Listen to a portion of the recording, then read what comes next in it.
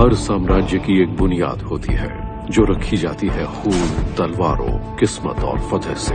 सन 1453 में Roman emperor Constantine दी 11th और Ottoman सुल्तान Mahmad II के बीच कॉन्स्टेंटिनोपल के लिए हुई एक जोरदार जंग। 23 फौजों ने इस बेमिसाल शहर पर कब्जा करने की कोशिश की, सब नाकाम हो गई। इस खून खराबे के बीच एक ऐसा राजा होगा जो जीतेगा और अगले 300 सालों के लिए इतिहास की दिशा बदल कर रख देगा। जब एक हुकूमत का सूरज चढ़ता है तो दूसरी का ढलता है। कॉन्स्टेंटिनोपल की किस्मत कमाल की थी। वो दुनिया के बिल्कुल बीचों बीच स्थित था। इससे सब जुड़े थे। एशिया, यूरोप, ब्लैक सी, मेडिटेरेनियन, बाल्कन का इलाका और इटली की शहरी रियासतें। ये सारे इलाके तितली की तरह थे और कॉन्स्टेंटिनोपल उस तितली का शरीर था। कॉन्स्टेंटिनोपल एक संकल्पना है। ये महज कोई सामरिक महत्व की जगह ही नहीं है, बल्कि साम्राज्य की रचना को और सभ्यताओं कई परतों को दर्शाता है। ये बहुत ही महत्वपूर्ण शहर था। भूमध्य सागर में हमेशा से सबसे बड़ा शहर कॉन्स्टेंटिनोपल ही था, जिसे हमेशा प्रतिश्रुत भूमि माना जाता था। जिस किसी का भी कॉन्स्टेंटिनोपल पर राज होता, वो दुनिया पर हुकुम। सन 1451 में कॉन्स्टेंटिनोपल की हिफाजत करने वाला और उसका शासक था कॉन्स्टेंटीन दी 11th। पूर्वी रोमन शासकों जैसे तानाशाह कम ही हुए। वो खुद को देवता से कम नहीं समझते थे, मानो ऊपर वाले ने उन्हें धरती की हित के लिए भेजा हो। कॉन्स्टेंटीन दी 11th बेहद बहादुर था, अपने उसूलों के लिए कुछ भी कुर्बान कर सकता था। कॉन्स्टेंटिनोपल की हिफाजत का उसका मकसद था। 23 फौजों ने मिथक बन चुके इस शहर पर कब्जा करने की कोशिश की और नाकाम रही। रोमन लोगों की 1100 सालों की हुकूमत पर सबसे बड़ा खतरा थे उनके पुराने दुश्मन ऑटोमन्स। ये कभी एनाटोलियन वॉरलॉर्ड्स और बंजारे थे और उन्होंने एक विशाल साम्राज्य बनाया जो पूर्वी यूरोप तक फैला था। सन 1451 में ऑटोमन सुल्तान मुराद के बाद लगातार ऐसी घटनाएं हुई जिन्होंने जल्द ही ऑटोमन्स और रोमन्स को जंग के कगार पर ला दिया। करीब 325 किलोमीटर दूर सुल्तान मुराद का बेटा द सेकंड एजियन सूबे में मनीसा शहर पर राज कर रहा था। अपने पिता के साथ हुई किसी अनबन की बदौलत ये शहजादा कई सालों से देश निकाला झेल रहा था। महमद गद्दी पर दावेदारी के लिए एड्रियानोपल की तरफ रवाना हो गया। उसे पता नहीं था कि उसे ऑटोमन हुकूमत का सुल्तान बनाया जाएगा या नहीं, या उसे ये गद्दी जोर लगाकर छीननी होगी। ऑटोमन हुकूमत में शाही खानदान में से किसी को भी गद्दी पर बैठने का पूरा हक था, यानी जरूरी नहीं था कि गद्दी बेटे को ही मिले। इसके लिए बाकायदा लड़ना पड़ता था। हुकूमत उसे मिलेगी जो सबकी रहनुमाई कर सके, जिसकी ताकत उसकी हुकूमत। महमद की मुलाकात उसके पिता के वजीर आजम से हुई, चंदा अली हलील पाशा। वो सुल्तान का दाहिना हाथ था। वजीर आजम का मतलब है उस दरबार का प्रधानमंत्री। जब कोई नया सुल्तान बनता है तो उसे अपने पिता का ही प्रधानमंत्री मिलता है और टकराव होता है, तो उस वजीर को काबू करना पड़ता है। काम गलत पड़ गया और आप उसकी कठपुतली बन गए। बरसों बरस अपने पिता की छाया में रहने के बाद 19 साल के इस नौजवान शहजादे की उम्मीदें टूट रही थीं। वो बहुत कम उम्र के थे। लोगों को पता नहीं था कि वो संभाल पाएंगे या नहीं, कि वो अपने पिता के नक्शे कदम पर चल पाएंगे या नहीं। हालांकि कमाल के थे। महमद की सौतेली मां मारा ब्रांकोविच उसकी सबसे भरोसेमंद साथी थी और वो ये देखने के लिए बेताब थी कि नौजवान सुल्तान कैसे हुकूमत करेगा। जब वो गद्दी पर बैठे तो उन्हें एहसास हुआ कि उनमें वो सारी काबिलियत है जो उनके पिता उनमें चाहते थे। तो ये बच्चा क्या करेगा? उन्होंने कहा, तुम्हें ताज के लायक बनना पड़ेगा। महमद का दरबार 2 हिस्सों में बटा था। मनीसा से वो नौजवान सलाहकार लाया था जिसका मुखिया था जानोस पाशा। दूसरी ओर थे उसके पुराने वजीर जिन्हें उसकी काबिलियत पर शक था, और ये शक ऑटोमन हुकूमत के पार तमाम दुश्मनों तक भी पहुंच चुका था। एक विरोधी टर्किश सरदार ने 19 साल के सुल्तान को आजमाने के लिए एनाटोलिया में ऑटोमन की जमीन पर कब्जा कर लिया। महमद और उसकी फौज ने बागियों को कुचल डाला। महमद की हुकूमत पर सबसे बड़ा खतरा मंडराया 1451 के आखिर में, वो भी ऑटोमन्स के पुराने दुश्मन रोमन लोगों से। ओरहान कूटनीति की एक लंबी बिजेंटीन परंपरा को आगे बढ़ा रहा था। शहजादा ओरहान भी मेहमत के तख्त का दावेदार था, पर रोमन उसे लगातार कॉन्स्टेंटिनोपल में रख रहे थे। उन्हें ऑटोमन से सालाना पैसे मिल रहे थे। शहजादे ओरहान का मामला दिलचस्प है। उसे कैदी बनाकर रखा गया था। रोमन उसका इस्तेमाल ऑटोमन्स के खिलाफ करना चाहते थे। जब मेहमत गद्दी पर बैठा तो वो सिर्फ 19 साल का था। किसी को नहीं पता था कि वो कैसा राजा बनेगा, इसलिए कॉन्स्टेंटीन उसे लगातार धमकाता रहता था। धमकी हमेशा यही होती थी कि अगर तुमने जरा भी तेवर दिखाए तो हम ओरान को मामूली पैसों और सहयोग के साथ वापस भेज देंगे और वो तुम्हारी गद्दी पर बैठ जाएगा। रोमन्स ने उनकी कमजोरी पता की, चाहे फौजी ताकत हो, जमीन या हुकूमत, और वो ऑटोमन साम्राज्य को गृह युद्ध करके हिला देने की ताकत रखते थे। सवाल उठा कि अगर ऐसे हालात आए तो तुम क्या करोगे? ये ऐसे रेयर मौकों में से एक था जब कॉन्स्टेंटीन का अंदाजा गलत निकला। उससे एक बहुत बड़ी गलती हुई थी। रोमन खतरे को देखते हुए मेहमत ने रोमली हिसाला की अपनी योजना जाहिर की। इस शब्द का मतलब है रोमन लोगों की सरजमी पर किला। ये बॉस्फोरस स्ट्रेट के यूरोपीय हिस्से में मौजूद था। ये किला ब्लैक सी में मौजूद रोमन लोगों के सहयोगियों से फौजी मदद और सारी रसद आने पर रोक लगाता था। इस खौफनाक किले को नाम दिया गया था थ्रोट कटर। पसंद नहीं आया क्योंकि उसने कहा, देखिए सुल्तान, ये लोग हमारे खिलाफ हो जाएंगे, पोप हमारे खिलाफ फौज भेज देंगे और कॉन्स्टेंटिनोपल के चक्कर में ऐसा ना हो कि हम अपना सब कुछ गंवा दें। और मेहमत ने कहा, चुप हो जाओ। थ्रोट कटर किला सिर्फ 3.5 महीनों में बनकर तैयार हो गया और इस तरह ऑटोमन और रोमन जंग के और करीब आ गए। सम्राट कॉन्स्टेंटीन ने मेहमत के दरबार में अपने दूत भेजे और किला बनाने का विरोध किया। एक दूत ने जाकर कहा, ये रोमन जमीन है, कम से कम आपके पिता ने हमसे इजाजत तो ली थी, उसके बाद काम शुरू किया था। मेहमत ने उस दूत को भगा दिया। इसलिए कॉन्स्टेंटीन ने कुछ और लोगों से ढेर सारे तोहफे भिजवाए और कहा, क्या आप हमसे वादा करेंगे कि आप कॉन्स्टेंटिनोपल पर हमला नहीं करेंगे?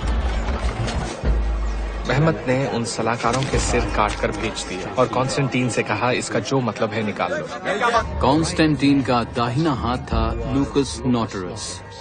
वो वहाँ महानवाब के ऊंचे ओहदे पर था, जैसे ओटोमन का वजीर हुआ करता था या महामंत्री।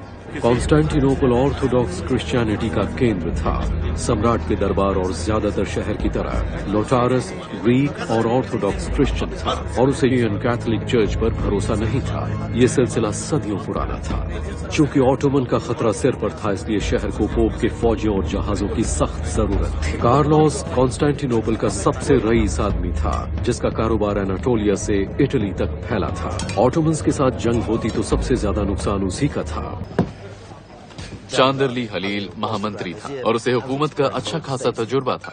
उसे हलील ग्रीक भी कहा जाता था क्योंकि वो कतई नहीं चाहता था कि मेहमत कॉन्स्टेंटिनोपल जीते। उसे लगता था कि ये सही कदम नहीं होगा। ये भी हो सकता है कि ग्रीक लोगों ने उसे पैसे खिलाए मेहमत का हमला रोकने के लिए।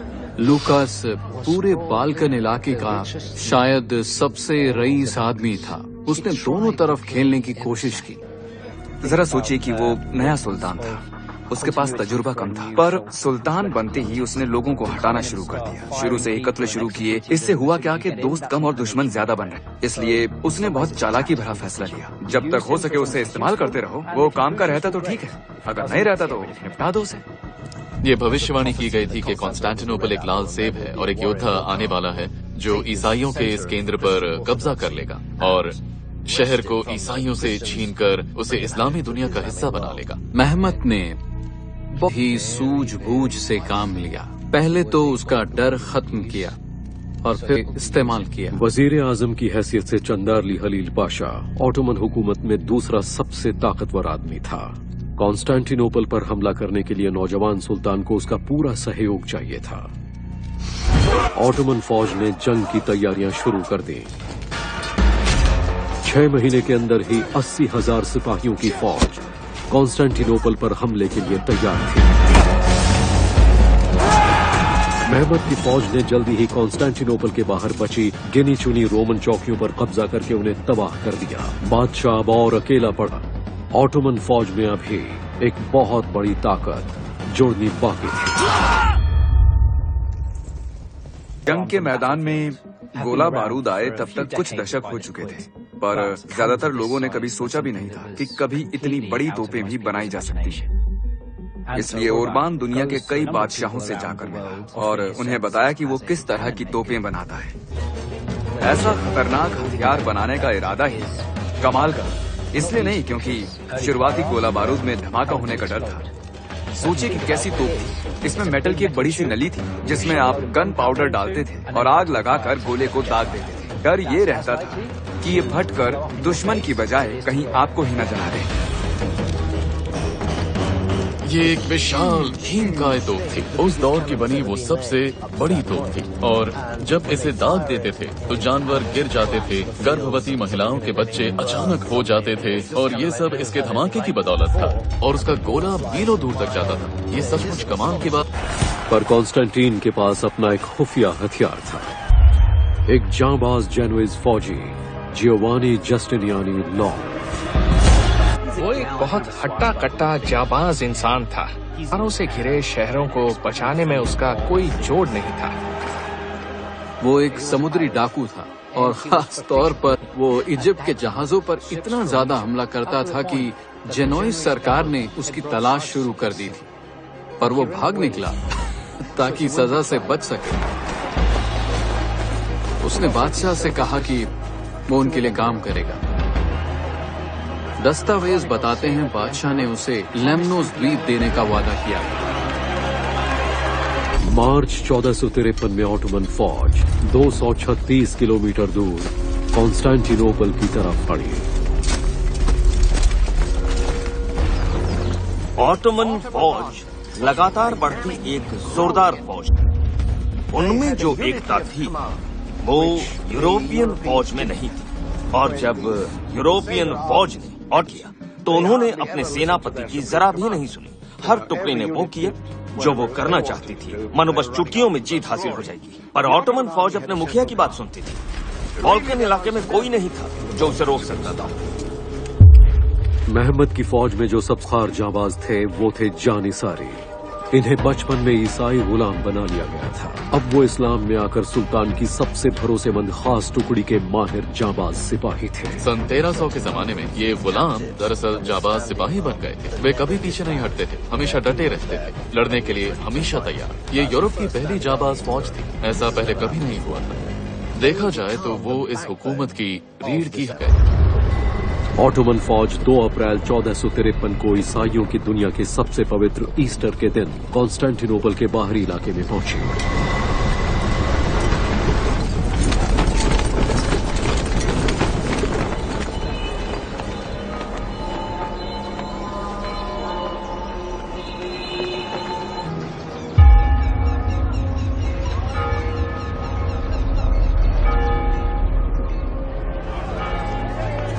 और तब लोगों ने उन दीवारों के पार झांक कर देखा। क्या शानदार नजारा था।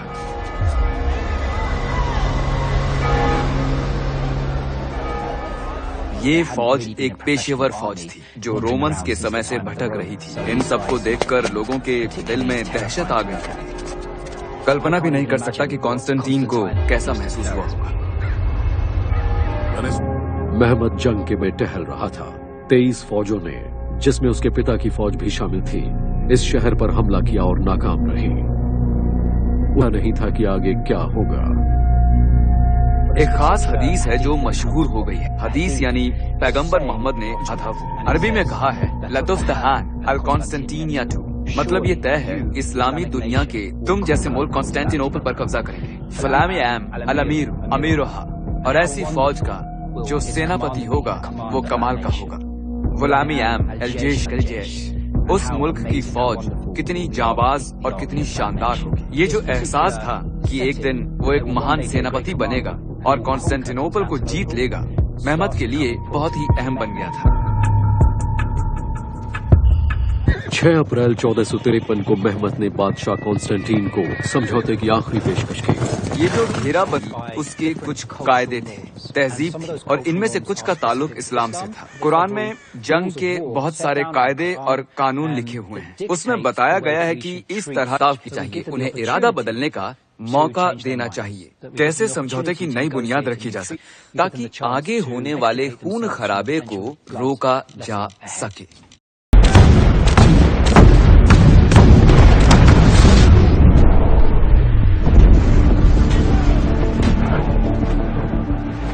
अप्रैल 1453 सुल्तान महमद II ने कॉन्स्टेंटिनोपल पर तोपों से जोरदार हमला किया।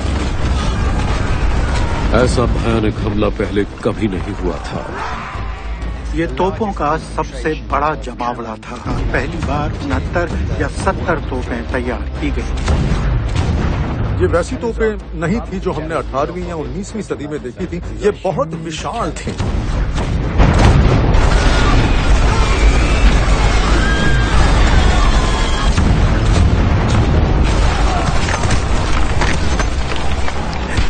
सम्राट कॉन्स्टेंटीन ने जब दीवार के झरोखों में से झांका तो उन्हें महमद के 80,000 फौजी ने ऑटोमन फौज को शहर से बाहर रखने की जिम्मेदारी भीमकाय जेनोइज फौजी जियोवानी जस्टिनियानी लोंग के कंधों पर आ पड़ी। जस्टिनियानी और उसके फौजियों को करीब 22 किलोमीटर के दायरे में फैली की हिफाजत करनी थी जो उसने 5वीं सदी में बनवाई थी। ये अब तक की सबसे मजबूत दीवारें थी। कॉन्स्टेंटिनोपल की दीवारें करीब 1100 साल से वहाँ कायम थी। ये फौजी इंजीनियरिंग की एक अनोखी मिसाल थी। दीवारों की 5 परतें थीं और बाहर थी एक खाई। इसके बाद एक खुला इलाका था जिसे टुकड़ियों को पार करना पड़ता था। वहाँ एक बाहरी दीवार थी जिस पर चौकियां बनी थी। उसके बाद लड़ाई का एक और मैदान था और उसके बाद अंदरूनी दीवार थी। ये पूरा इलाका करीब 60 मीटर गहरा था। खाई की गहराई से लेकर दीवार के शिखर तक कुल 30 मीटर की ऊंचाई थी। कोई इसे कभी पार नहीं कर पाया था। ने शहर का नक्शा देखा और कहा ये शहर विशाल दीवारों से घिरा है जिन्हें कोई पार नहीं कर सका है। अब इन्हें कराया जाए उसके लिए तोपें चाहिए। मुझे तोप ला कर दो जो इन दीवारों को गिरा दे। और उसने सामने से हमला करने का फैसला किया। उसने इसे एक चुनौती की तरह लिया। ऐसा था वो बंदा और ये था उसका जज्बा। महमद का तरीका झटका देकर हैरान कर देने वाला मध्यकालीन तरीका था। गोला बारूद की बारिश करके इन विशाल दीवारों को नेस्तो नाबूद कर दिया जाए। महमद के तोपखाने के हमले का केंद्र थी करीब 9 मीटर की एक तोप जिसका नाम था बेसिलिका। एक भीम का तोप बनाई गई, बहुत विशाल। और पता है उसे सैकड़ों बैल खींचते थे। सोचिए मेटल की क्या कारीगरी होगी उसमें। कांसे से बनी दीवारें जो करीब 20 सेंटीमीटर मोटी थीं, इसमें आधे टन के गोले लगते थे। बाल्कन के कई चर्चों की घंटियों को पिघलाकर इसे बनाया गया था। ऑटोमन्स ने इस विशाल तोप को द बेयर का नाम दिया था और छोटी तोपों को वो द कब्स कहते थे। आराम से। जो शख्स इस भीम का तोप को चला रहा है वो है हंगरी का तोपें बनाने में माहिर और पापा। हाँ, ये दरारें बड़ी। इन तोपों में हमले की जोरदार ताकत थी पर वो हर 3 घंटे में एक ही गोला चला सकती थी। ये भी डर था कि कहीं ये आपके चेहरे पर ही ना पड़ जाए। अगर इसे जल्दी जल्दी चलाया तो इसमें दरारें आ सकती थी और तोप फट सकती थी। बहुत ही बुनियादी किस्म की थी वो। तोपें दिन रात हमला कर रही हैं। शहर में बदहवासी फैल गई है। जस्टिनियानी ने ऐसा हमला जिंदगी में पहले कभी नहीं देखा था। ये एक ऐसी तोप थी जो दीवार को गिरा सकती थी। जस्टिनियानी ने फौजियों को नीचे भेजा ताकि वो मलबे का ढेर बना दे। इस तरह दीवार दोबारा बन जाती थी और ये असली से ज्यादा असरदार थी क्योंकि ढीली ईंटें तोपों की ताकत को सोख लेती थी। उन्हें गिराना बहुत मुश्किल था क्योंकि इसमें तोपों की बहुत ताकत लगती थी। 6 दिनों तक हुई गोलों की लगातार बारिश के बावजूद कॉन्स्टेंटिनोपल की दीवारें खड़ी तो हैं पर अंदर से तबाह हो चुकी हैं। सुल्तान के सिपाही दीवारों के सम्राट के फौजियों को निशाना बना पा रहे हैं। ऐसे खौफनाक हालात से बचने के लिए ऑटोमन फौजियों की नींव तबाह करना जरूरी हो गया है। जस्टिनियानी और इटालियन फौजी दीवार के बाहर मेहमत की टुकड़ियों पर जवाबी हमले की तैयारी कर रहे हैं। बीच बीच में वो बाहर जाता था, छोटे छोटे हमले करता था, बेखबर लोगों को निपटा देता था। और कुछ ऐसे फौजी भी होते थे जो उस वक्त थोड़ा सुस्ता रहे होते थे। जस्टिनियानी जंग में बचपैंतरों का माहिर था। उस वक्त उसे फैसला करना था कि मुझे बाहरी दीवारों की हिफाजत करनी है या फिर अंदरूनी दीवारों की, और उसने बाहरी दीवारों को बचाने का फैसला किया। बाहरी दीवारों को बचाने का फैसला खुदकुशी करने जैसा था, क्योंकि तोपों का हमला वहीं पर था। लेकिन फौजियों ने एक पैतरा आजमाया। वो एक फौजी को धातु का कवच पहनाते थे, फिर वो उसे धनुष वाली एक टोली के बीच में रखते थे। अगर हम इसकी दूसरे वर्ल्ड वॉर से तुलना करें तो वो टैंक की तरह था, जहां पैदल फौजी होते थे पर वो अपने साथ 2000 सिपाहियों की एक बड़ी पेशेवर फौज लेकर, ये पेशेवर फौजी थे जिनके पास लड़ाई का अनुभव था। वो कॉन्डो थियरी का हिस्सा थे, यानी किराए के फौजी थे। जस्टिनियानी के हमले की तेजी और उनके असर ने ऑटोमन को हैरत में डाल दिया। मैदान जंग में घायल और मरते हुए फौजियों की भरमार हो गई।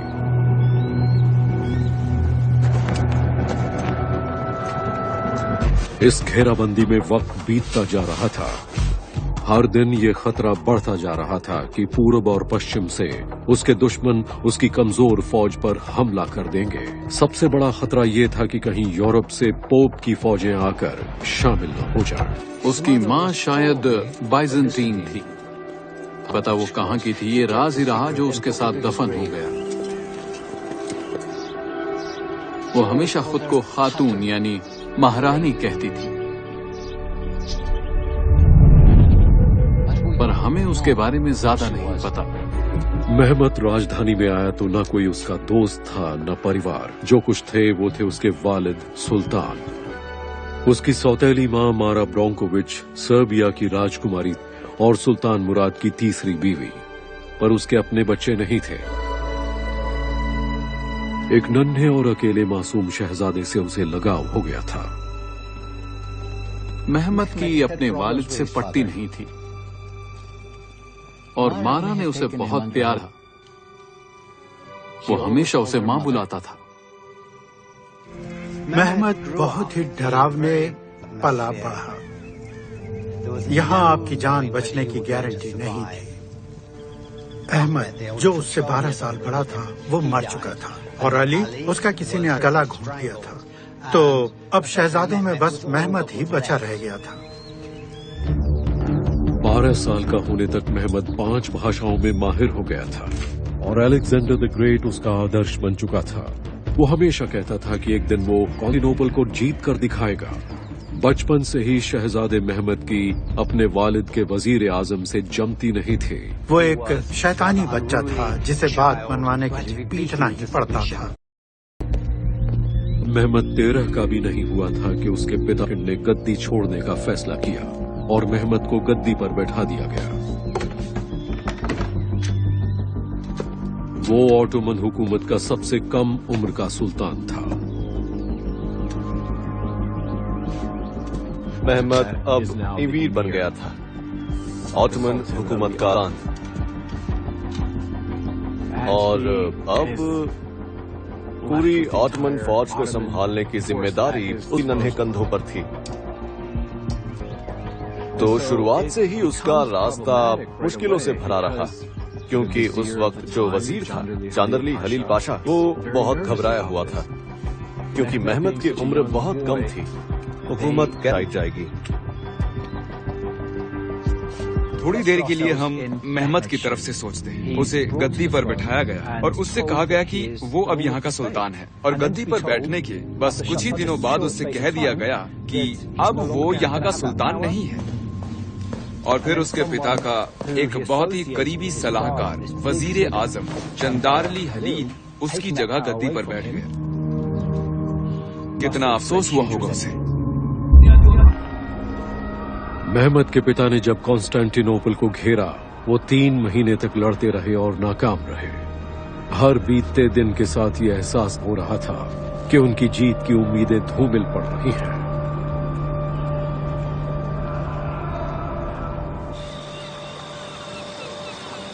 शहर के अंदर जस्टिनियानी और उसके साथी दीवारों को फिर से बनाने और घायलों की देखभाल में जुटे थे। जब घेराबंदी की बात आती है तो घेराबंदी करों के लिए हालात सबसे खराब होते हैं। घेर करने वाली फौज पर बहुत दबाव होता है।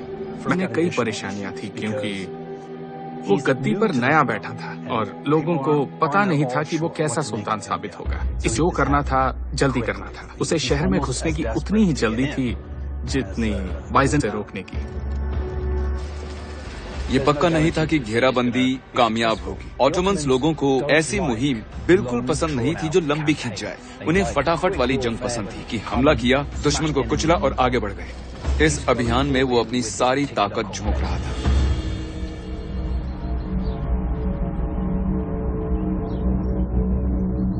घेराबंदी का 13वां दिन मुनखेमे पर सूरज निकल रहा है।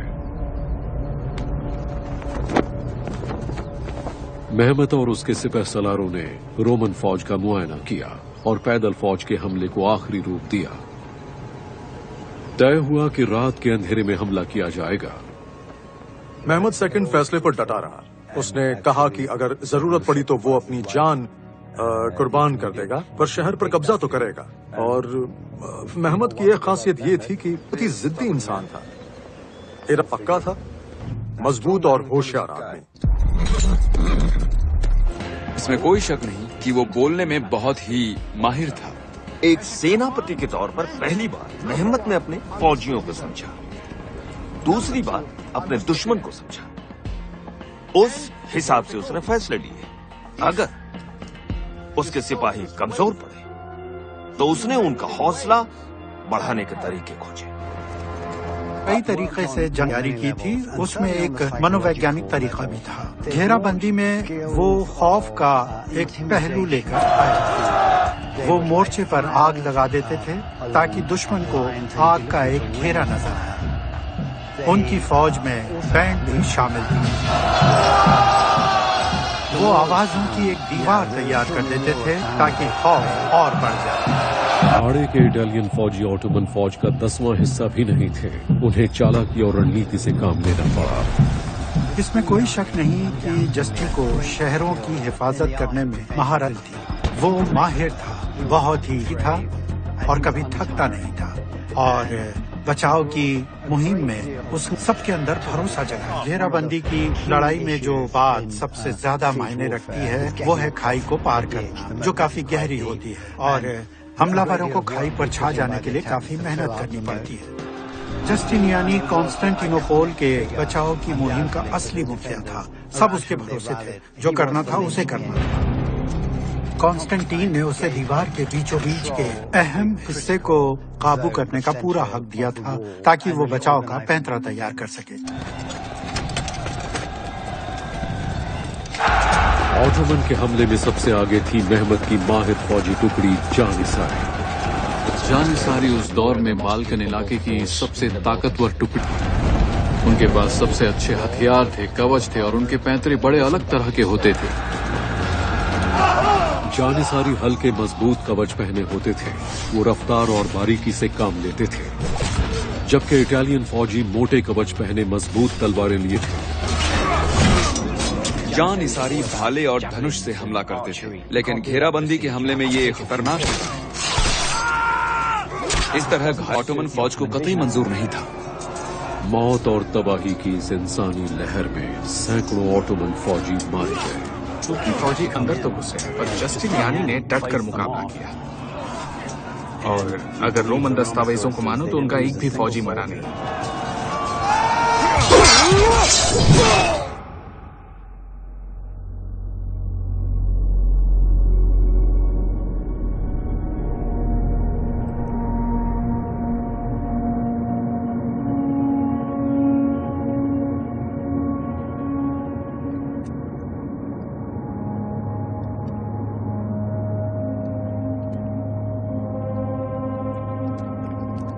जस्टिनियन और रोमन फौज ने एक बार फिर ऑटोमन हमले को नाकाम कर दिया था।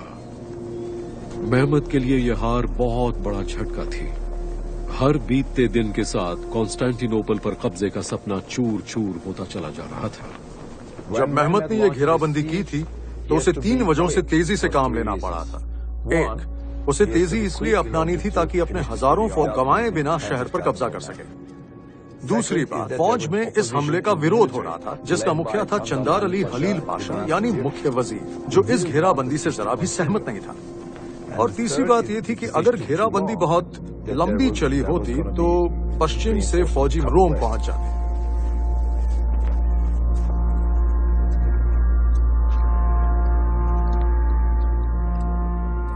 इस प्राचीन शहर की दीवारें एक दिन और टिकी रह गई हैं और जियोवानी जस्टिनियानी लॉन्ग ने एक बार फिर खुद को कॉन्स्टेंटिनोपल की हिफाजत की सबसे मजबूत कड़ी साबित कर दिया।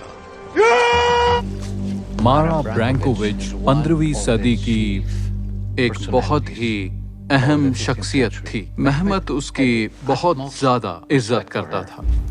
वो बहुत खास थी। उसका सबसे रिश्ता था, चाहे कॉन्स्टेंटिनोपल का शाही परिवार हो या सर्बिया के शासक हों। वेस्ट में भी उसके काफी संपर्क थे। वो एक जरूरी कड़ी थी जो स्लाविक देशों, ग्रीक देशों, ऑटोमन हुकूमत और पश्चिमी दुनिया को जोड़ती। मुराद की मौत के बाद मारा ब्रोंकोविच चाहती तो गुमनामी की धुन में खो जाती, पर वो मेहमत के दरबार की एक सबसे अहम सलाहकार बन गई।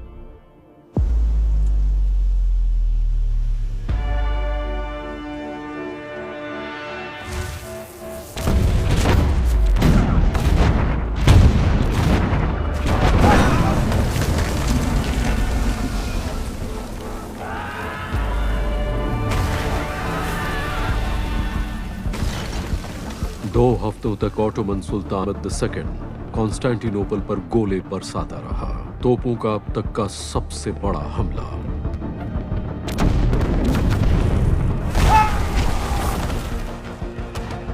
मेहमत ने अपनी सबसे माहिर टुकड़ियों को शहर की पत्थरों की प्राचीन दीवारों को भेदने के लिए भेजा था।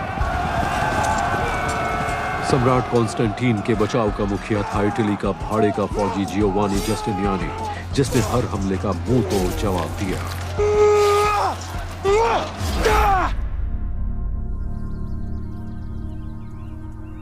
दीवारें अब तक टिकी हुई थीं, लेकिन कॉन्स्टेंटिनोपल की लड़ाई एक साथ कई मोर्चों पर लड़ी जा रही थी। अगर हम कॉन्स्टेंटिनोपल का भूगोल देखें तो तकरीबन चारों तरफ से वो पानी से घिरा था। वहाँ पानी में फौज तैनात करनी बहुत ही जरूरी थी ताकि किसी भी हमले पर नजर सके। और वो सरहद काफी कमजोर मानी जाती थी, खासतौर पर अगर कोई घुसपैठ करके घेराबंदी वहाँ से करे। मध्यकाल में कॉन्स्टेंटिनोपल दुनिया के सबसे सुरक्षित शहरों में से एक था, पर इसकी हिफाजत में एक कमी थी। गोल्डन हॉर्न के पास समंदर की तरफ वाली इसकी दीवारें कमजोर थीं और वहां पर टुकड़ियां भी नहीं थीं। गोल्डन हॉर्न के दरवाजे पर सुरक्षा का एक इंतजाम था, लोहे की एक भीमकाय चेन जो करीब 800 मीटर लंबी थी। तुर्कों के पास एक विशाल नेवी थी, पर वो गोल्डन हॉर्न में घुस नहीं सके क्योंकि वहां पर एक विशाल चेन थी जो शहर से लेकर जेनोवीज कॉलोनी तक फैली हुई थी, गलाटा तक।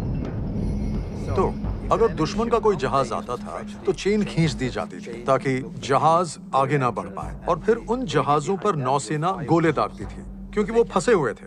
अगर कोई दोस्ताना जहाज होता तो वो चेन नीचे कर देते ताकि वो अंदर जा सके। रोमन नेवी छोटी थी, उसमें 30 से भी कम जहाज थे, पर वो गोल्डन हॉर्न के बंदरगाह के भीतर सुरक्षित थी। मेहमत ने इससे पहले के 23 हमलों का अध्ययन किया और उसे समझ में आया कि समंदर के रास्ते को काबू में किए बिना जीत नामुमकिन है। उसकी नई 126 जहाजों की नौसेना कई हफ्तों से गोल्डन हॉर्न पर सुरक्षा के इंतजामों का अध्ययन कर रही थी। ऑटोमन के बारे में ये कहा जाता था कि वो समंदर में उतने माहिर नहीं हैं। ये कहा जाता था कि ऑटोमन जमीन पर माहिर हैं, जबकि समंदर पर तो ग्रीक लोगों का राज चलता है। इसलिए मेहमत ने अपनी नेवी पर बहुत ज्यादा पैसे लगाए थे। एक डर ये भी था कि बाइजेंटाइन्स की मदद के लिए इटालियन देशों की नेवी कभी भी आ सकती है, तो इस घेराबंदी के समंदर वाले पहलू को अक्सर भुला दिया जाता है।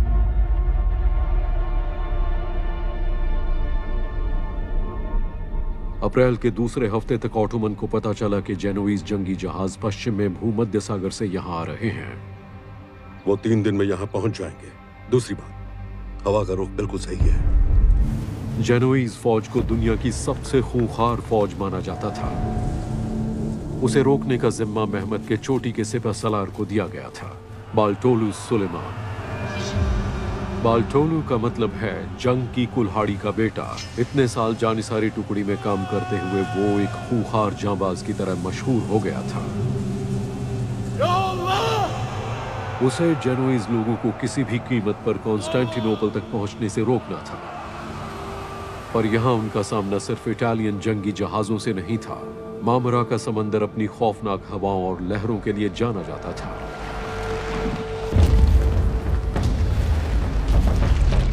बाल्टोलू बेसब्री से दुश्मन के जहाजों का इंतजार कर रहा था।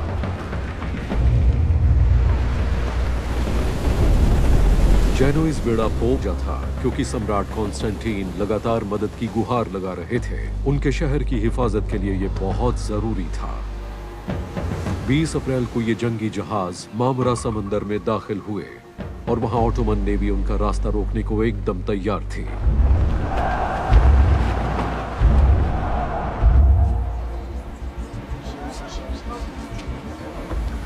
ईसाइयों के 4 जहाज डूबते हुए नजर आए। 3 जहाजों में पोप ने फौजी मदद भेजी थी, धनुष वाले फौजी और दूसरे फौजी, और एक जहाज में खाने की चीजें थी।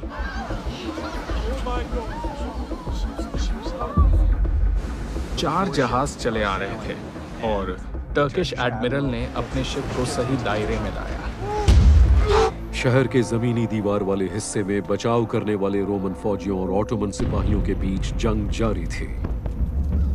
मेहमत की टुकड़ी ने कॉन्स्टेंटिनोपल की कभी भेदी न जा सकने वाली दीवारों के खिलाफ एक और मोर्चा खोल दिया था। अगर वो इन्हें तोड़कर नहीं जा सकते तो इनके नीचे से चले जाएंगे। मेहमत का सुरंगें बनाने का ये काम संभाल रहे थे सर्बिया सैकड़ों खदान मजदूर। मेहमत ने सर खुदाई करने वाले मजदूर बुलवाए थे। उस जमाने में उन्हें खदान मजदूर कहा जाता था। उन्होंने दीवारों को कमजोर करने के लिए उनके नीचे सुरंग खोदी ताकि उन्हें गिराया जा सके। ऑटोमन दीवारों के नीचे सुरंग खोद रहे थे।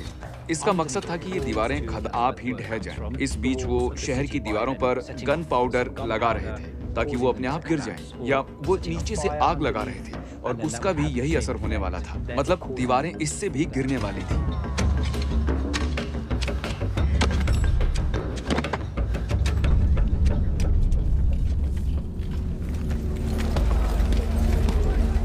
पर सम्राट कॉन्स्टेंटीन और रोमन लोगों के पास इसका भी जवाब था। जॉन ग्रांट स्कॉटलैंड का एक फौजी, और उसकी एक बहुत बड़ी खासियत थी। जॉन ग्रांट एक बहुत ही दिलचस्प शख्स था और पूरे इतिहास में आपको इस तरह के कुछ ब्रिटिश लोग मिल जाएंगे जो हर जंग में शामिल थे और ज्यादातर वो स्कॉटलैंड के होते थे। पता नहीं उनके जीन में था या क्या वजह थी, वो जंग में माहिर होते थे। ग्रांट एक इंजीनियर के तौर पर काफूर था और जब घेराबंदी का दायरा टाइम की तरफ बढ़ा तो उसके हुनर की जरूरत पड़ी, क्योंकि यहाँ खदान में काम करने वालों की जरूरत थी। इसे रोकने के लिए दूसरी तरफ खुदाई करना जरूरी था। तो मजदूरों की दूसरी टोली जमीन के नीचे खुदाई करती थी और सुनने की कोशिश करती थी कि पहली टुकड़ी खुदाई कर रही है या नहीं। ग्रांट ने एक सीधी साधी रणनीति बनाई थी। उसने पानी की रणनीति बनाई थी। उसने पानी की टंकियां भरवा कर रख दी और फिर पानी की लहरों पर नजर रखता रहा। इस तरह वह उन बारूदी सुरंगों को पहचान पाया। कुछ दिनों और हफ्तों में सर्बिया के खदान मजदूरों ने ऑटोमन फौजियों की खंदकों से शहर की दीवार तक सुरंग बना दी थी। बाल्टोलू और ऑटोमन नेवी जेनोइज बेड़े को गोल्डन हॉर्न के सुरक्षित बंदरगाह तक पहुंचने से रोक रहे थे, पर पहले उन्हें ज्यादा बड़े और ज्यादा तेज जहाजों को रोकना था। ऑटोमन नाविकों ने रफ्तार पकड़ी और अपने तीरंदाजों को जेनोइज जहाजों के करीब ला दिया।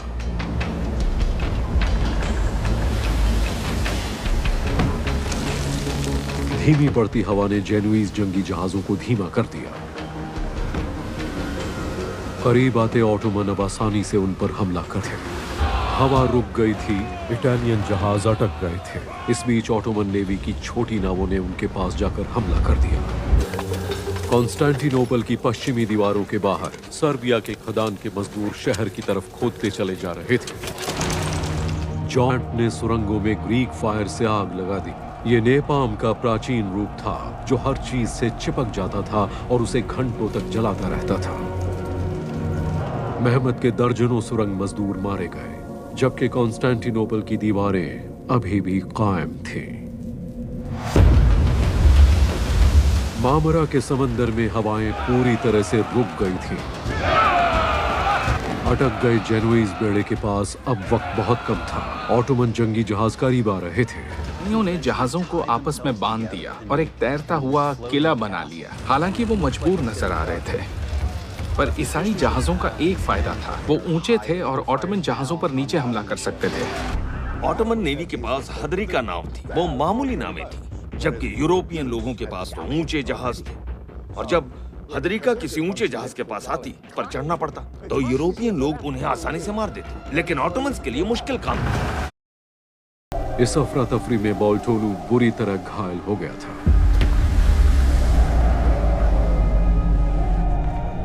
मामरा समंदर की बेभरोसे की हवाओं ने एक बार फिर कमाल दिखाया। जेनोइज जहाज के पाल पूरी तरह तैयार हो गए। अब उन्हें गोल्डन हॉर्न तक पहुंचने की आखिरी कोशिश करनी थी। बाल्टोलू के बहुत सारे फौजी घायल हो गए या मारे गए और इस तरह वो तेजी से बढ़ते जेनोइज बेड़े से लगातार पिछड़ता चला गया। दोनों फौजों ने अपनी पूरी ताकत लगाई थी, पर आखिरकार ये चार जहाज किनारे पर लगी चेन तक पहुंच गए। चेन को नीचे किया और वो पार निकल गए, और इस तरह उन लोगों का हौसला बहुत ज्यादा बढ़ गया। 140 नावों वाली ऑटोमन नेवी 4 जेनोइज जहाजों को बिल्कुल रोक नहीं पाई, और उनमें 3 ही फौज के थे। और मेहमत को यह जानकर बहुत गुस्सा आया। यह गुस्सा जायज भी था। मेहमत लोगों की मिसालें दिया करता था। उसकी नेवी का सरदार बाल्टाग्लू समुद्री लड़ाई में बुरी तरह नाकाम रहा था, और मेहमत उसे पूरी फौज के सामने सजाए मौत देने वाला था और उसे वहीं मार दिया जाने वाला था। इससे बाकी सबके मन में यह बात बैठ जाती कि यहाँ नाकामी के लिए कोई जगह नहीं है और सुल्तान की नजर सब पर है। कॉन्स्टेंटिनोपल की दीवार के बाहर मेहमत की नाकामी की खबर बाल्कन तक पहुंच गई थी। उसकी सौतेली मां मारा आजकल अपने पिता सर्बिया के राजा ड्यूराज ब्रोंकोविच के महल में रहती थी। उनके और ऑटोमन के बीच एक नाजुक शांति समझौता था। सर्ब और हंगेरियन लंबे वक्त से ऑटोमन के दुश्मन थे। 9 साल पहले मेहमत की पहली हुकूमत के दौरान हंगेरियन लोग हमला कर चुके थे। वो लगातार खतरा बने हुए थे।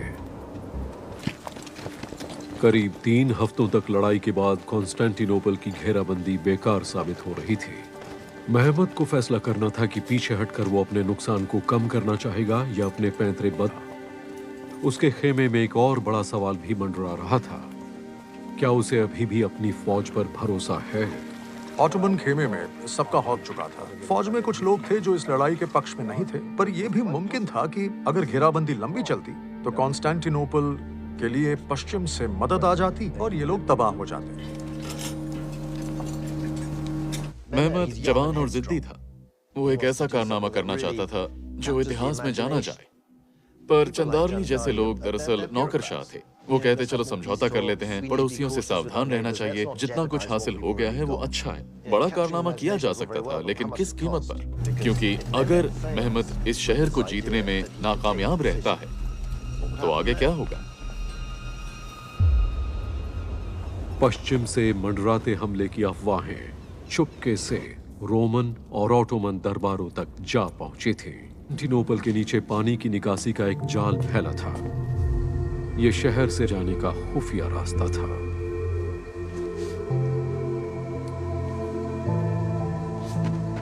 ऑटोमन पर रोमन साम्राज्य से समझौते का दबाव था। कॉन्स्टेंटिनोपल में घुसने का तरीका खोज रहा था, पर उसके पास वक्त कम था। और नेपोलियन में कई बातें एक जैसी हैं। दोनों में काफी दम था और किस्मत का साथ भी। उसे ये पता था कि किस्मत उसके साथ कदम मिलाकर चलती है, और इसीलिए जो कुछ भी मेहमत ने किया उसका दांव सही पड़ता गया।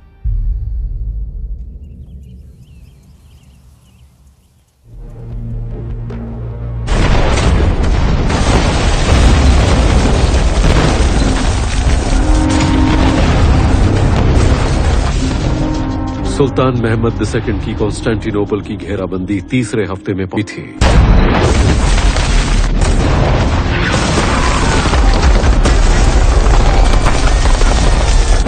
महमद के तोपखाने के लोग लगातार कॉन्स्टेंटिनोपल की दीवारों पर गोले बरसा रहे थे। उसकी समुद्री फौज को जोरदार हार का सामना करना पड़ा। जेनोइज बेड़े ने जो रसद और फौजियों को लेकर कॉन्स्टेंटिनोपल जा रहा था। जेनोइज जहाजों को गोल्डन हॉर्न के अंदर सुरक्षा मिल गया। ये एक संकरी नहर थी, कॉन्स्टेंटिनोपल की समुद्री दीवारों के साथ बनी हुई। कॉन्स्टेंटिनोपल इतनी सही जगह पर था, इसकी मिसाल है ये विशाल सुरक्षित बंदरगाह जिसका नाम था गोल्डन हॉर्न। इसमें घुसने का रास्ता काफी संकरा था और इसके दोनों तरफ 2 ऊंचे टावर थे। पर अगर दुश्मन का बेड़ा गोल्डन हॉर्न में घुसता तो वहां सिर्फ एक दीवार थी जिसकी सुरक्षा उतनी नहीं थी, क्योंकि उन्होंने उसे उतना मजबूत नहीं बनाया था जितना पश्चिम की तरफ वाली को बनाया था, क्योंकि हमला करने वाली फौजें वहीं से आती थी। ये वो इलाका है जहाँ बहुत सारे ईसाई जहाज खड़े रहते थे। ये एक नाजुक इलाका था। अगर कोई वहां तक पहुंच जाए तो दीवार के उस हिस्से से अपने अभियान की योजना बना सकता था। यही वजह थी कि महमद ने इस जगह पर काफी जोर दिया था। उसकी मंशा थी कि शहर के सबसे नाजुक हिस्से में और मोर्चा खोल दिया जाए। उसके दिमाग में ये चल रहा था कि मुझे किसी भी तरह गोल्डन हॉर्न है। इस बंदरगाह पर हिफाजत के लिए भारी लोहे की एक चेन लगा दी गई थी। ये कॉन्स्टेंटिनोपल से गलाटा तक करीब 0.25 किलोमीटर के दायरे में फैली थी और इसका वजन 30 टन था। करीब 7 सदियों तक ये चेन बंदरगाह की हिफाजत कर रही थी। हाल ही में सम्राट ने इसकी मरम्मत करवाई थी। इसके पार निकलना तकरीबन नामुमकिन था। महमद एक इस दिमाग वाला सुल्तान था। वो हमेशा सोचता रहता था और अचानक उसके दिमाग में एक शानदार आइडिया आया, एक अजीब सा प्लान।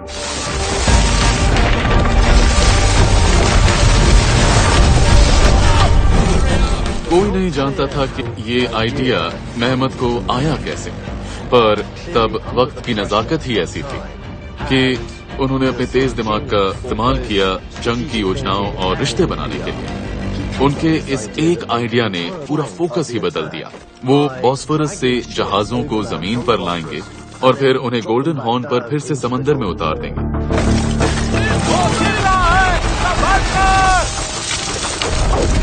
76 जहाजों को उठाकर ले जाया जाएगा, वो भी करीब किलोमीटर लंबे जंगल में से जेनोइज के वाले इलाके गलाटा के पार। युद्ध कला में इंजीनियरिंग का बहुत महत्व है। सिर्फ बहादुरी से काम नहीं चलता है, और भी बहुत सारी चीजें होना है। ये एक जीनियस प्लान था, बेमिसाल। महमद के इस हिम्मती इरादे की कामयाबी उसके खुफिया होने पर टिकी थी और यहाँ चप्पे चप्पे पर जासूस बिखरे थे।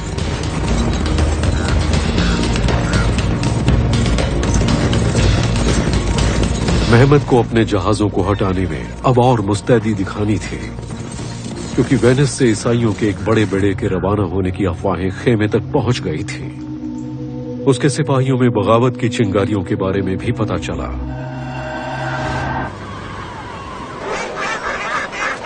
कॉन्स्टेंटिनोपल की समंदर में जीत और वेनिस से पोप के 40 जहाजों की रवानगी की खबर ने फिलहाल तो शहर में जोश फैला दिया था, पर कई लोग पहले ही शहर छोड़ चुके थे क्योंकि जंग खत्म होने का नाम ही नहीं ले रही थी। गलाटा के पास पहाड़ों पर महमद के करीब 70 जहाजों को जमीन के रास्ते और उन्हें गोल्डन हॉर्न में उतारने की योजना पर काम शुरू हो गया था। ये विशाल अभियान था जिसका खुफिया रहना जरूरी था। महमद राज को राज रखना चाहता था। वो कहता था कि अगर मेरी दाढ़ी के बाल को पता हो कि मैं क्या सोच रहा हूँ तो मैं उसे उखाड़ दूंगा। चारों तरफ वो जासूसों से घिरे थे। महमद अपने साथियों से जो भी कहता था वो बात रोमन लोगों तक पहुंच जाती थी। जो फैसला रोमन लोग लेते थे वो फौरन महमद को पता चल जाता, यानी खबरें यहाँ वहाँ जा रही थी। कॉन्स्टेंटिनोपल में गोल्डन हॉर्न के पास जेनोइज लोगों के कारोबार का केंद्र बस्ती गलाटा ठीक वहीं था जहाँ से महमद जहाजों को ले जाने वाला था, और वो जासूसों का अड्डा था। सुल्तान के लिए ये फिक्र की बात थी। जेनोइज का हुकूमत वाले थे। धर्म को लेकर उनकी कोई कट्टरता या जिद नहीं थी, न ही उनका कोई इरादा या प्लान था। उन्हें सिर्फ रईस होना था। उनका मानना ये था कि हम दीवारों के अंदर बंद रहेंगे, हम मेहमत या जिससे भी बात करनी होगी करेंगे, उनसे कहेंगे फिक्र मत करो, हम दखल अंदाजी नहीं करेंगे। जेनोइस की एक छोटी सी दिक्कत भी थी, वो ऑटोमन को रसद पहुंचाते थे, पर हमें पता चला है कि रात को वो जस्टिनियानी के पास जाकर बचाव में मदद करते थे, तो वो दोनों तरफ पांसा फेंक कर चाल चल रहे थे।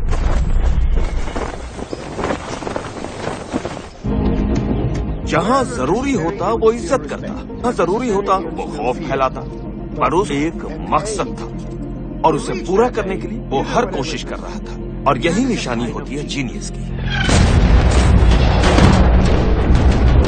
मेहमत ने अपनी तोपों को सीधे गलाटा के ऊपर से निशाना साधने को कहा। उन जहाजों पर जो गोल्डन हॉर्न पर खड़े किए गए थे, गोले दागने की आवाजों के बीच मेहमत के आदमियों की आवाज छिप गई जो ऑटोमन जहाजों के लिए रास्ता साफ कर रहे थे, और गवर्नर लोमेलिनी को सीधा संदेशा पहुंच गया, अगला निशान तुम हो सकते हो। पश्चिम में सैकड़ों किलोमीटर दूर ऑटोमन लोगों के लिए मुसीबत खड़ी हो रही थी। ये उनके पुराने दुश्मन थे, हंग और सर्बिया के लोग।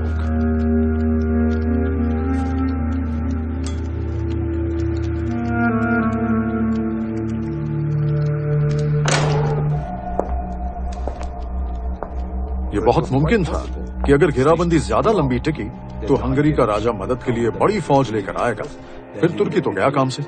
अगर हंगरी की फौज आपका इंतजार कर रही हो और आप घेराबंदी के लिए आए हों तो आपकी पूरी की पूरी फौज तबाह हो सकती है। गलाटा के पास पहाड़ों पर हजारों ऑटोमन फौजियों ने उनके जहाजों के लिए रास्ता करीब करीब तैयार कर दिया था।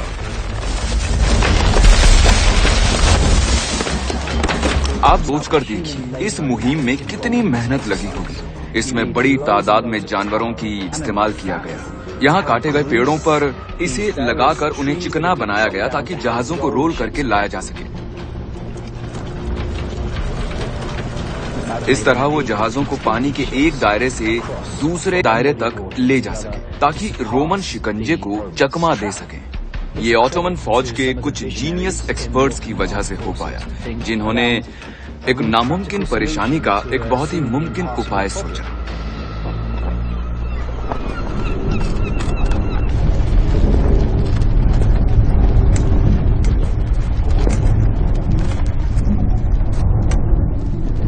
वो कई दिनों तक उस सड़क को बनाते चले गए। ये कारनामा उन्होंने पेरा पहाड़ के पीछे किया ताकि वो ना तो कॉन्स्टेंटिनोपल से नजर आए और ना ही गलाटा से। और उन्होंने जहाजों को गोल्डन हॉर्न पहुंचाना शुरू कर दिया, वो भी एक रात में। रोमन लोगों ने दीवार के पार देखा और शुरुआत में ये शोर कैसा है, क्या हो रहा है, अब कौन सी भयानक तोप हम पर हमला करने वाली है। और जब एक बार ये रोड तैयार हो गई, उसे चिकना बना दिया गया और सब हो गया, तो फिर जहाजों को पानी से बाहर खींचा गया, बैलों, मजदूरों और रस्सियों की मदद से।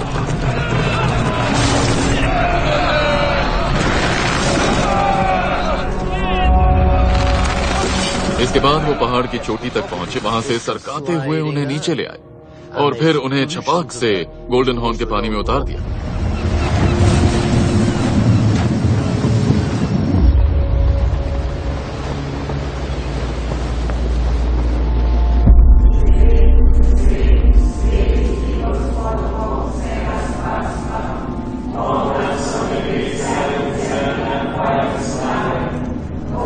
अगर आप ये सब कॉन्स्टेंटिनोपल की दीवार पर खड़े होकर देख रहे हैं तो जाहिर है कि आपका दिल बैठ जाएगा। हम जो भी उपाय करते हैं ये उस पर तुरुप का पत्ता फेंक देते हैं। अब तुर्की लोग बंदरगाह और जमीन दोनों से हमला कर रहे थे, वो तोपें भी चला रहे थे और फौजियों को भी उतार रहे थे। ये दुश्मन के लिए बहुत ही डरावना बन गया।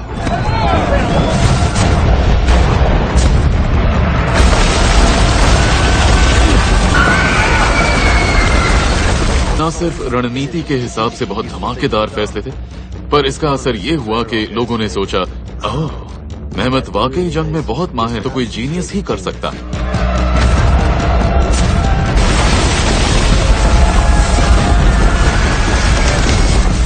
हौसले की बात थी, रोमन लोगों का हौसला उफान और अचानक ये सारी तूफानी घटनाएं होने लगी। खबर जंगल की आग की तरह फैलने लगी। सबने कहा ये जीनियस है, उसी का साथ देना बेहतर है। मेहमत के इस दाव ने हमले की पूरी दिशा ही बदल दी। रोमन लोगों को उम्मीद नहीं थी कि अचानक बाजी पलट जाएगी।